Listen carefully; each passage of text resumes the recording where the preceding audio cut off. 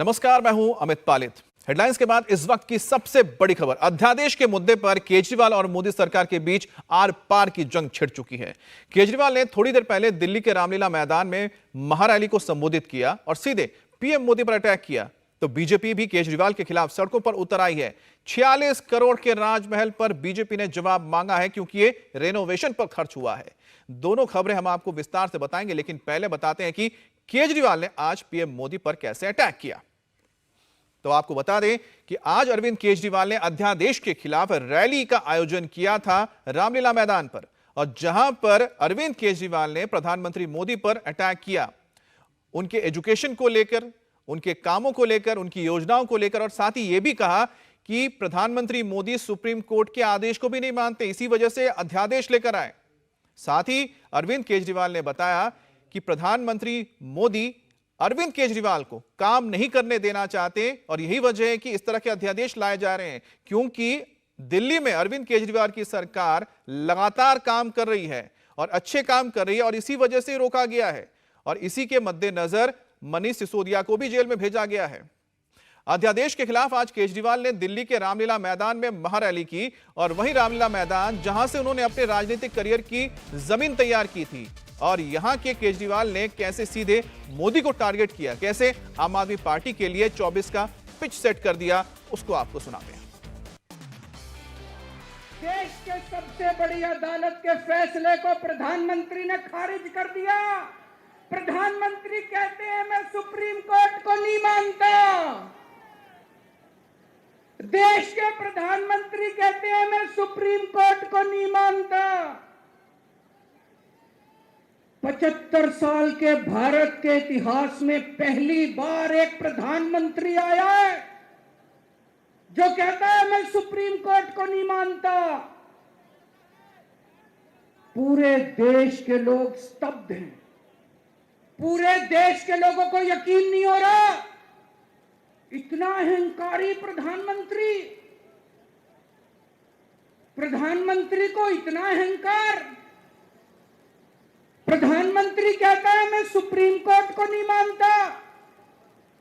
देश के गली गली में चर्चा हो रही है, घर घर में चर्चा हो रही है, ये मोदी जी को क्या हो गया, इतना अहंकार हो गया इनको, इतना अहंकार हो गया इनको। 2015 में दिल्ली के लोगों ने 7 एमपी की सीट मोदी जी को जिता दी, मोदी जी को प्रधानमंत्री बनाया, और मोदी जी को कहा आप देश संभालो। और दिल्ली में 70 में से 3 सीट बीजेपी को दी, 3 सीट, 67 सीट आम आदमी पार्टी को दी। और दिल्ली के लोगों ने कहा केजरीवाल जी आप दिल्ली संभालो। बीजेपी को 3 सीट देने का क्या मतलब? दिल्ली के लोगों ने अपनी आंखें लाल करके मोदी जी की तरफ देखा और बोला आप देश संभालो, खबरदार दिल्ली की तरफ आंख उठा के देखी तो। बोला कि नहीं बोला? 2020 में फिर से दिल्ली के लोगों ने 7 एमपी की सीट मोदी जी को दी, बोले आप देश संभालो। आम आदमी पार्टी को 70 में से 62 सीट दी, बोले केजरीवाल जी आप दिल्ली संभालो। फिर से दिल्ली के लोगों ने आंखें लाल करके मोदी जी को कहा आप देश संभालो, दिल्ली की तरफ आंख उठा के मत देखना। लेकिन प्रधानमंत्री जी से देश तो संभल नहीं रहा, देश का तो बेड़ा गर्क कर दिया। रोज उठते हैं और दिल्ली वालों के काम रोक देते हैं, रोज उठते हैं और दिल्ली वालों। अब केजरीवाल ने जहां पर अध्यादेश पर मोदी को घेरा, वहीं बीजेपी ने भी केजरीवाल के राजमहल के बहाने आम आदमी पार्टी को घेरने की कोशिश की है। बीजेपी ने सेल्फी विद राजमहल प्रोग्राम के जरिए केजरीवाल पर भ्रष्टाचार का आरोप लगाया है, और अरविंद केजरीवाल के सीएम हाउस का, उस घर का जो रेनोवेशन हुआ, जिसकी तस्वीरें आई थी, जिसको लेकर बीजेपी लगातार हमलावर थी कि करीब 45 करोड़ रुपए खर्च किए, उसका मॉडल सड़क के बीच लगाया गया है। अरविंद केजरीवाल केंद्र के अध्यादेश के खिलाफ आज रामलीला मैदान में रैली कर रहे हैं, तो बीजेपी आज सड़कों पर उतरी है। कनॉट प्लेस में आप देखेंगे तो 52 करोड़ रुपए आपने भ्रष्टाचार के राजमहल में लगा दिए, और नीचे अरविंद केजरीवाल के घर का एक डेमो लगाया है। एक आर्किटेक्चर मॉडल लगाया है कि कैसा घर बना है, और अब लोगों से कहा जा रहा है कि आप इसके साथ सेल्फी खिंचवाइए और पोस्ट कीजिए और अरविंद केजरीवाल से सवाल कीजिए। इस पे लगाया गया है कि भ्रष्टाचार के पैसों से ये राजमहल बना है, और इसी राजमहल के बहाने बीजेपी एक बार फिर अरविंद केजरीवाल पर निशाना साध रही है। नॉर्थ प्लेस में ये लगाया गया है, जब केजरीवाल जनता के बीच जा रहे हैं तो बीजेपी जनता के बीच जाकर केजरीवाल के राजमहल को दिखाकर केजरीवाल को घेरने की कोशिश कर रही है। कैमरामैन राहुल के साथ पवन नाहरा, इंडिया टीवी, दिल्ली। अब केजरीवाल ने रामलीला मैदान से केंद्र सरकार पर अटैक किया है तो बीजेपी भी पलटवार करने में देरी नहीं की है। दिल्ली से बीजेपी सांसद मनोज तिवारी ने केजरीवाल पर पलटवार किया। मनोज तिवारी ने कहा, केजरीवाल की रैली महाफ्लॉप हुई है। केजरीवाल की रैली में जितने लोग पहुंचे थे वो सिर्फ साड़ी और तौलिए के लालच में आए थे। मनोज तिवारी इस वक्त हमारे साथ हैं। आज अरविंद केजरीवाल केंद्र के अध्यादेश के खिलाफ एक रैली कर रहे हैं। देखिए, वो उनकी रैली महाफ्लॉप हो गई है। वहाँ की तस्वीरें भी आ गई हैं और लोगों ने वहाँ आने से मना कर दिया, और जो कुछ लोग आए भी, वो कुछ बहनें साड़ी के लिए आई और कुछ पुरुष टॉवेल के लिए आए। वहाँ साड़ी और टॉवेल मिल रहा है। आपको एक रैली को कुछ लोगों को बुलाने के लिए साड़ी और टॉवेल बांटना पड़ गया। आप खड़ा कहाँ है अरविंद केजरीवाल जी? और लोग क्यों आए? आपने अपने लिए शीश महल बनाया और दिल्ली को गंदा पानी पिलाया। आपने अपने लिए करोड़ों की गाड़ियां खरीदी और बाकी लोगों को पानी खरीद के पीने के लिए बाध्य कर दिया। तो ये दिल्ली की जनता, अब ये जो दिल्ली रूपी जनता का जो खेत है ना, वो सूख गया है। अब आपके किसी महारैली का पानी उसको जिंदा नहीं कर सकता। अब आपको दिल्ली की जनता आपको औकात बताएगी।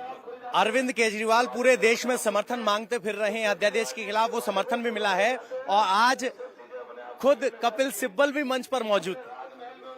देखिए, ये सभी लोग इस समय अरविंद केजरीवाल के पतन का सपना देख रहे हैं।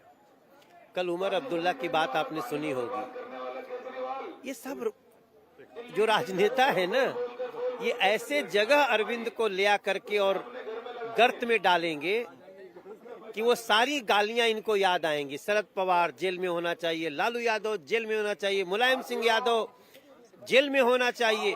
अब कपिल सिब्बल, क्या वो भी इस बात का समर्थन कर रहे हैं कि मुलायम सिंह यादव को गाली देने वाले के साथ खड़े हों? अगर ऐसा हो भी गया तो समझ लीजिए वो कपिल सिब्बल जैसे लोगों के लिए कितने पतन की बात। तो ये कह रहे हैं कि न सिर्फ अरविंद केजरीवाल बल्कि बाकी नेताओं के लिए पतन की बात है कि जिन नेताओं को गाली दी गई वही नेता आज अरविंद केजरीवाल के साथ नजर आ रहे हैं। बीजेपी सांसद हंसराज हंस ने भी केजरीवाल पर निशाना साधा है। हंसराज हंस ने कहा कि केजरीवाल जनता के लिए नहीं सिर्फ अपने लिए सोचते हैं। रामलीला मैदान के मंच पर सब भ्रष्टाचारी इकट्ठा हुए थे। केजरीवाल के खिलाफ यहाँ जमीन पर बीजेपी ने एक राजमहल रखा है और सेल्फी विद राजमहल की मुहिम चल रही है। अगर आप तस्वीर देखेंगे तो सांसद हंसराज हंस और बीजेपी के सारे नेता यहाँ सेल्फी खींच रहे हैं और ट्विटर पर डाल रहे हैं। यानी अरविंद केजरीवाल को इस राजमहल के नाम पर घेरने की कोशिश हो रहे हैं। सर, केजरीवाल रैली कर रहे हैं, आप यहाँ क्या कर रहे हैं? हम यहाँ ये देख रहे हैं, दर्शन कर रहे हैं। ये ऐसा शीश महल हो सारा, तो जिस लीडर ने सेल्फ के बारे में सोचा तो वहाँ आके सेल्फी खिंचा रहे हैं। अच्छा, ऐसा महल बनाया है? ये सेल्फ के बारे में सोचा, जनता के बारे में तो नहीं सोचा। अच्छा, सेल्फ के बारे में सोचा, इसीलिए सेल्फी। हाँ, सेल्फ सेंटर्ड जो लोग हैं वो ऐसे महल उसारते हैं, वहाँ आके फिर सेल्फी बनती है। कपिल सिब्बल भी आज मंच पे उनके साथ। अच्छा जी, अच्छी बात है, ठीक है। और कपिल सब सिब्बल एक जैसे भ्रष्टाचारी लोग हैं तो वो मंच पे इकट्ठे होंगे ही, लाइक माइंडेड लोग ही इकट्ठे होते हैं। और अब बात करते हैं बाहुबली ब्रजभूषण सिंह के शक्ति प्रदर्शन की। रैली बहाना, मकसद सियासी ताकत दिखाना।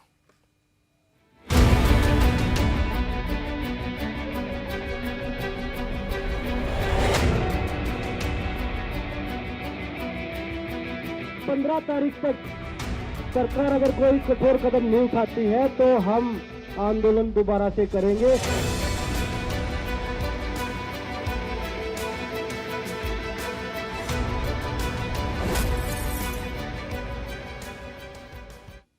यौन शोषण के आरोपों से घिरे बीजेपी सांसद और कुश्ती संघ के पूर्व अध्यक्ष ब्रजभूषण सिंह ने आज शक्ति प्रदर्शन किया। कैसरगंज में रोड शो निकाला, सैकड़ों समर्थकों के बीच रैली की। ब्रजभूषण सिंह आंदोलनकारी पहलवानों और केंद्र सरकार को अपनी ताकत दिखाने की कोशिश कर रहे थे। कैसरगंज की रैली में ब्रजभूषण ने भाषण दिया, लेकिन महिला पहलवानों का नाम एक बार भी नहीं लिया। ब्रजभूषण ने शाराना अंदाज में अपने ऊपर लगे आरोपों का जवाब भी दिया। ब्रजभूषण की रैली में मध्य प्रदेश के उच्च शिक्षा मंत्री मोहन यादव भी पहुंचे थे। इसी दौरान ब्रजभूषण ने यह भी ऐलान किया कि वो अगला चुनाव इसी कैसरगंज लोकसभा सीट से लड़ेंगे। रैली के बाद ब्रजभूषण ने क्या कहा, पूरी बात सुनाएंगे, लेकिन उससे पहले सुनिए रैली में बाहुबली ने कैसे शाराना अंदाज में अपने ऊपर लगे यौन शोषण के आरोपों पर सफाई दी। अश्क गम कभी जहर पिया जाता है, अश्क गम कभी जहर पिया जाता है और तब जाके जमाने में जिया जाता है। कभी अश्क कभी गम कभी जहर पिया जाता है, जब कभी जाके जमाने में दिया जाता है। ये मिला मुझको मोहब्बत का सिला, ये मिला मुझको मोहब्बत का सिला, बेवफा कह के मेरा नाम लिया जाता है।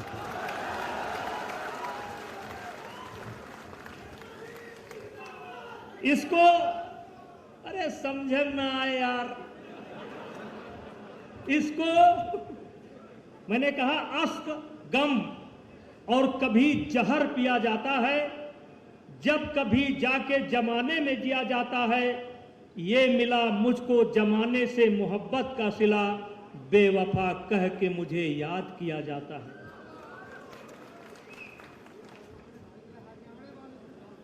इसको रुसवाई कहें या शोहरत अपनी,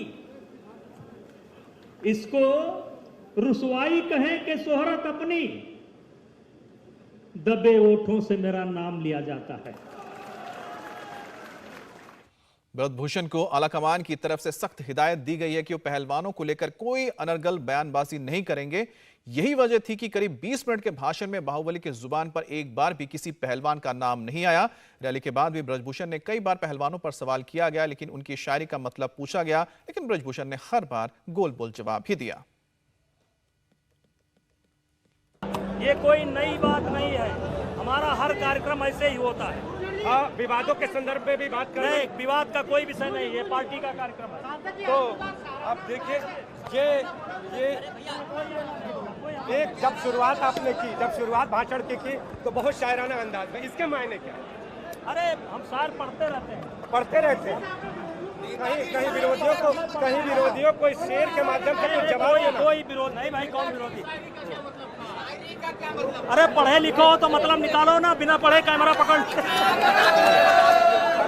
सांसद जी चुनाव आ रहा है, तो ऐसी स्थिति में हम ब्रजभूषण शरण सिंह का संदेश क्या कहें?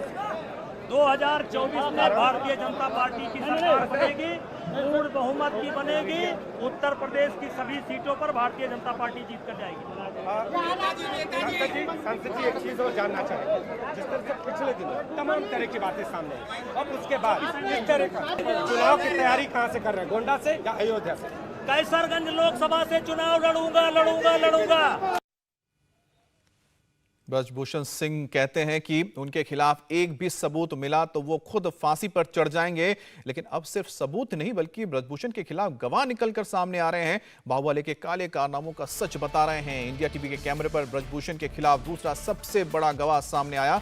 महिला पहलवानों के फिजियो ने ऑन कैमरा गवाही दी है कि ब्रजभूषण पर लड़कियों के आरोप 100% सही हैं। ब्रजभूषण कैंप में लड़कियों का यौन शोषण करते थे। लड़कियों पर दबाव डालकर उन्हें रात 11 बजे के बाद ब्रजभूषण के कमरे में भेजा जाता था। इससे पहले रेफरी जगबीर ने भी ऑन कैमरा ब्रजभूषण की करतूतों की पोल खोली थी और अब फिजियो ने भी लड़कियों के दावों पर मुहर लगा दी है। फिजियो परमजीत मलिक ने इंडिया टीवी संवाददाता अभय पराशर को बताया कि उन्हें जब ब्रजभूषण के खिलाफ आवाज उठाई तो उन्हें कैंप से निकाल दिया गया। ब्रजभूषण की गिरफ्तारी को लेकर लगातार पहलवान मांग कर रहे हैं कि जल्द से जल्द ब्रजभूषण की गिरफ्तारी की जाए। इंडिया टीवी पर एक दूसरी सबसे बड़ी गवाही हम आपको दिखाने जा रहे हैं। हमारे साथ परमजीत मलिक जी मौजूद हैं और ये वो शख्स हैं जिन्होंने रेसलिंग के अंदर थेरेपिस्ट के तौर पर काम किया है, ब्रजभूषण के साथ काम किया है और ये खुद कुछ बड़े खुलासे इंडिया टीवी के सामने करने वाले हैं। परमजीत जी, बहुत बहुत स्वागत है आपका इंडिया टीवी में। सबसे पहले आप अपना परिचय दे दीजिए। रेसलिंग में कब तक आप जुड़े हुए थे, कब से जुड़े हुए थे? देखिए, वैसे तो मैं हर तरह के जो हमारे खिलाड़ी है, कई इंटरनेशनल लेवल के काफ़ी लोगों को ट्रेनिंग करा चुका हूँ। रेसलिंग में मैं योगेश्वर दत्त को, बजरंग पुनिया, रमेश गोलिया और गीता फोगाट, साक्षी, बहुत लोगों को करा चुका हूँ। महिला खिलाड़ियों के प्रति जब आप वहाँ पर काम कर रहे थे, आपने कभी अपनी आंखों से देखा कि जैसा कि आरोप लगाया जा रहा है गलत तरीके से छूना, बैड टच, तस्वीर के बहाने जो आरोप लगे हैं या एफआईआर में जो चीज़ें हैं, आपने देखा अपनी तरफ से? जी बिल्कुल देखा, और तब भी खूब शिकायत होती थी। वो जैसे जब भी कैंप में आते थे तो वो उनका जो भी ऑफिसर्स का रूम होता था, अंदर बैठ के एक एक लड़की को बुलाते थे अपने रूम में कि मैं समस्याएं सुन रहा हूँ लड़कियों की, इनसे सबसे पर्सनली बातें कर रहा हूँ कि इनको यहाँ कोई प्रॉब्लम है नहीं। ये तो एक बहाना था, सबको एक एक करके रूम में बुलाते थे वो सबसे बात करने के बहाने, और सारी लड़कियों के हमेशा ये प्रतिक्रिया होती थी, हम भाई इससे मिलना नहीं चाहते। बहुत सारी अपनी मजबूरी होती है, लड़कियाँ इतनी थोड़ी संवेदनशील होती है, बताने में भी शर्माती है। हमारी सोसाइटी ऐसी है, हम ये बोल देंगे। अभी जिन महिलाओं ने गवाही दी है, बहुत सारे लोग कहते हैं जी कहाँ सबूत है, कहाँ है, वो सब तो ये चाह रहे हैं कि उन सारी लड़कियों को पोस्टर दीवारों पे चिपका दे, फेसबुक पे लगा दे कि हाँ जी देखो ये रहे सबूत। लेकिन ये इंडिया में लाभ ही है कि भाई महिलाएं, जो पीड़ित महिलाएं होती हैं, उनका नाम आगे उजागर ना हो, क्योंकि हम जैसे लोग यही कह देंगे ये फलां लड़की है, इसने ब्रिजभूषण के साथ काला मुंह किया है, ये किया है, कल को उनकी शादियाँ भी होनी है, सोसाइटी में भी रहना है। तो सोसाइटी के लोग इतने अच्छे नहीं हैं कि उनके मतलब, अब भी देख लीजिए आपने ऐसा देखा कि गलत तरीके से टच करना और ये सब? जी, हमेशा जब भी जो वो मिलते थे बच्चों से, जाती गले में हाथ डाल लेना, कमर पे हाथ फेरना, सबके सामने ऐसा करते थे। तो कई कोचेज ने भी उनको उस टाइम सलाह दी थी कि सर लड़कियां कंफर्टेबल फील नहीं करती ऐसा। आप देखा कितनी बार कि कौन आ रहा है लेने के लिए? करीबन मैंने 3 या 4 बार देखा कि रात को 11 बजे के बाद, क्योंकि जहाँ मेरा रूम था वहाँ ऊपर जो फर्स्ट फ्लोर की सीढ़ियाँ थी तो बिल्कुल पास में थी। रात को 11 बजे के बाद हमेशा आवाज़ आती रहती सीढ़ियों से, लोग आ रहे हैं, चले गए हैं। तो मुझे लगता है बच्चे हैं, कैंप में खेलते रहते हैं, स्टूडेंट लाइफ ऐसी होती है। तो 1-2 दिन बाद जब मैंने देखा, मैंने फिर वहाँ नोटिस किया तो लड़कियों को मैंने बाहर जाते देखा। तो मैंने कहा चले गए। फिर जब मैंने कहीं देखा तो मैंने थोड़ी सी जासूसी की, फिर मैंने देखा कि लड़कियाँ गाड़ी में बैठ के बाहर जा रही है। और नेक्स्ट डे मैंने फिर उन लड़कियों से पूछा भी 1-2 दिन बाद कि मैंने आपको देखा है बाहर जाते, तो सब सहम गई। फिर उन्होंने बताया कि सर ये लोग हमारा नाम काट देंगे, हमारा कैरियर ख़राब कर देंगे। बहुत लोगों का कैरियर उन्होंने आप किया भी है ख़राब, काफ़ी लोगों का, वो बता भी रहे हैं। काफ़ी लोग इंटरव्यू, वो जिसको चाहते थे भेजते थे, जिसको चाहते थे नहीं भेजते थे। जिसका जो ट्रायल जीता हुआ है उसको भी रख देते थे, जो ट्रायल में हारा हुआ उसको भी बाहर भेज देते थे। ब्रजभूषण जब अध्यक्ष बने, आप कितने साल उनके साथ आपने काम किया है? और क्योंकि जितने भी साल आपने काम किया है, उनके व्यक्तित्व और नेचर के बारे में आप कुछ बताएंगे? खिलाड़ियों के प्रति कैसा था? नहीं, व्यक्तित्व तो देखिए खिलाड़ियों के प्रति क्या, उनका वैसे ही बहुत ख़राब है। आप बहुत सारी वीडियो है, अब कोई भी वो सीधा वहाँ बैठ के बच्चों को सीधी गालियाँ देते थे। कहीं ना आपने देखा हुआ उठ के मारपीट भी कर देते थे खिलाड़ियों के साथ।